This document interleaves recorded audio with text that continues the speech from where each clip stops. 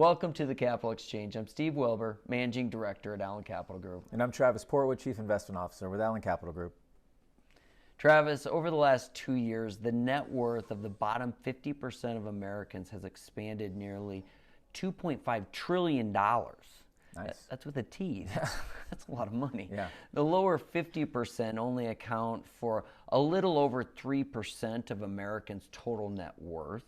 But a significant gain here is nice to see. And it really does explain the continued strength we are seeing in the face of this elevated inflation that we're all experiencing. Yeah, and even more interesting, Steve, is over the first half of 2022, the net worth of the lower half of the country has grown 20% in this year alone, while for the top wealth groups, it's actually fallen.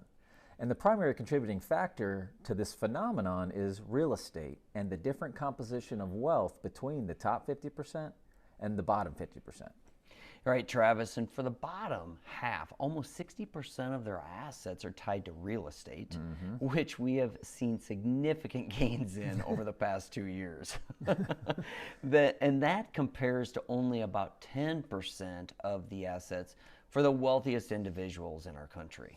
Furthermore, Steve, and this number kind of shocked me, the lower half of the country only holds around 2% of their total assets in corporate equities and mutual fund shares, compared to more than 40% for the more affluent portion of the country. Big difference in composition there.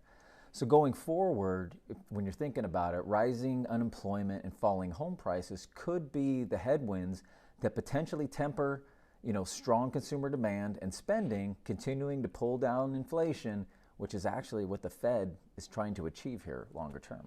Yeah, Travis, this has been interesting. I look forward to it next week. Look forward to it as well.